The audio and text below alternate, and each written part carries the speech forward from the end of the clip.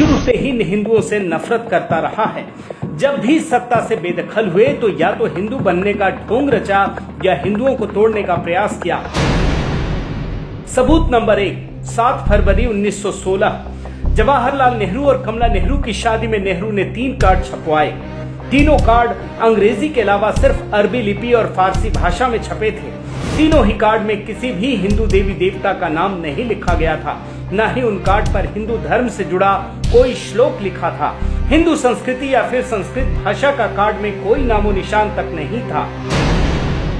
सबूत नंबर 2, आजादी के बाद जब वल्लभ भाई पटेल ने सोमनाथ मंदिर के दोबारा निर्माण की कोशिश की तो महात्मा गांधी ने इसका स्वागत किया, लेकिन जवाहरलाल नेहरू लगातार इसका विरोध करते रहे।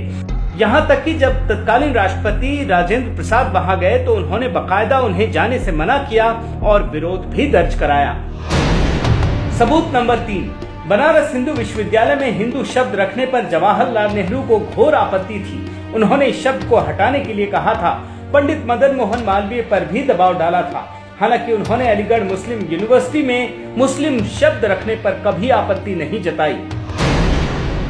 सबूत नंबर 4, वंदे मातरम को राष्ट्रगीत बनाने पर जवाहरलाल नेहरू ने आपत्ति जताई थी। उन्हीं की आपत्ति के बाद मुस्लिमों का मनोबल बढ़ा, जिससे आज तक मुस्लिम वंदे मातरम गाने का विरोध करते हैं।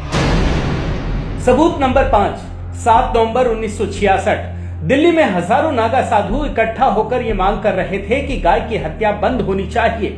इंदिरा गांधी किसी भी कीमत पर गौ हत्या बंद करने के मूड में नहीं थी। फिर क्या था, दिल्ली में ही इंदिरा गांधी ने जालियांवाला कांड दोहराया और जनरल डायर की तरह हजारों नागा साधुओं के ऊपर गोलियां चलवा दी। इस गोलीबारी में 6 साधु की मौत हो गई थी।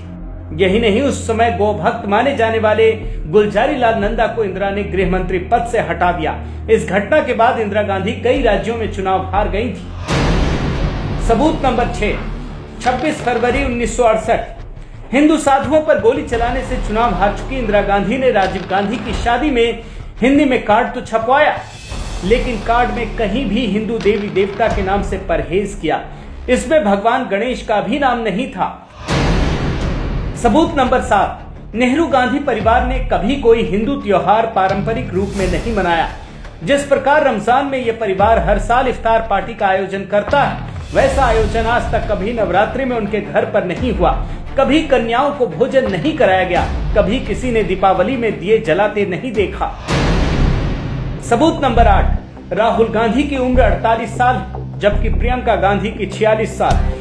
कभी राहुल को प्रियंका गांधी से किसी ने राखी बंधवाते नहीं देखा, जबकि हिंदुओं में भाई बहन का रिश्ता बहुत ही पवित्र माना जाता है। कोई भी हिंदू परिवार रक्षाबंधन से परहेज नहीं करता।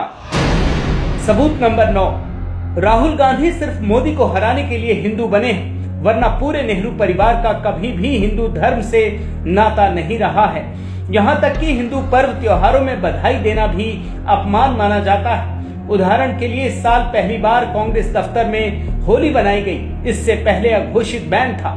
राहुल गांधी ने पहली बार लोगों को 2017 में दिवाली की शुभकामनाएं दी।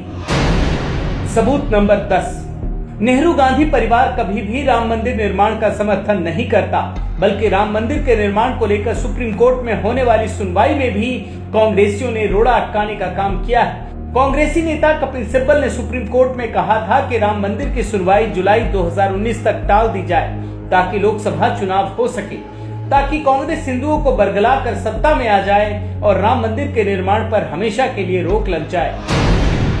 सबूत नंबर 11, 2007 में कांग्रेस सरकार ने सुप्रीम कोर्ट में हलफनामा देकर कहा था कि भगवान राम, सीता, हनुमान और वाल्मीकि काल्पनिक किरदार हैं, इसलिए राम सेतु का कोई धार्मिक महत्व नहीं माना जा सकता है। सबूत नंबर 12, कांग्रेस ने ही पहली बार मुस्लिमों को हज में सब्सिडी देने और अमरनाथ यात्रा पर टैक्स लगाने का पाप किया है। गौरतलब है कि दुनिया के किसी भी देश में हज में सब्सिडी नहीं दी जाती है। सिर्फ कांग्रेस ने भारत में ये शुरू किया। मोदी सरकार ने इसे खत्म कर दिया।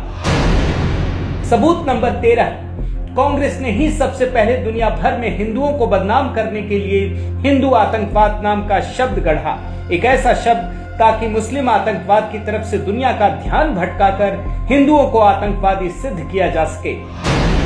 सबूत नंबर 14, कांग्रेस अध्यक्ष राहुल गांधी ने एक बयान के जरिए देश की बहुसंख्यक आबादी को चौंका दिया जब उन्होंने कहा कि मंदिर जाने वाले लोग लड़कियों को छेड़ते हैं। हिंदू धर्म में मंदिर जाने वाले लोग लफंगे होते हैं। लोग मंदिर में जाते हैं, मत्था टेकते हैं, देवी की पूजा करते हैं, वही लोग आपको बस में छेड़ते हैं, वही लोग आपको दबाते हैं। सबूत नंबर 15, 3 तलाक पर सुनवाई के दौरान राहुल गांधी के करीबी कांग्रेस नेता कपिल सिब्बल ने इस्लामिक कुरीति से भगवान राम की तुलना कर दी। उन्होंने ये तुलना जानबूझकर की थी। सबूत नंबर 16, राहुल गांधी ने विदेश जाकर ये फैलाने की कोशिश की कि लश्कर से भी ज्यादा कट्टर आतंकी हिंदू होते हैं, जबकि आज तक कभी ये सामने नहीं आया कि कोई हिंदू आतंकी बना हो। सबूत नंबर 17, राहुल गांधी ने जर्मनी जाकर फिर से हिंदू धर्म को बदनाम करने का प्रयास किया। राहुल ने कहा कि भारत में महिलाओं के खिलाफ जो अत्याचार होते हैं उसकी वजह भारतीय संस्कृति है।